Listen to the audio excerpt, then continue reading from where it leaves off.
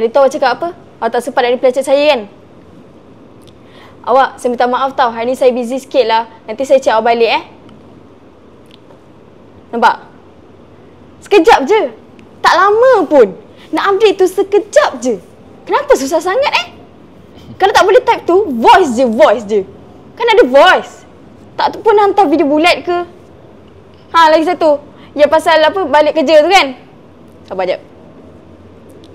Awak, saya dah nak balik dah ni. Awak tak ada ke nak kira apa-apa? Awak nak saya beli apa-apa tak? Beli makanan ke, minuman ke? Awak nak apa-apa bagi je tahu, saya boleh belikan. Nampak tak? Sekejap je, Wak. Tak lama pun. 5 saat je. Tak lebih pun 1 minit pun tak ada. Tak susah pun. Voice je lah. Penyanyap. Awak, saya minta maaf. Saya tahu salah saya. 3 saat.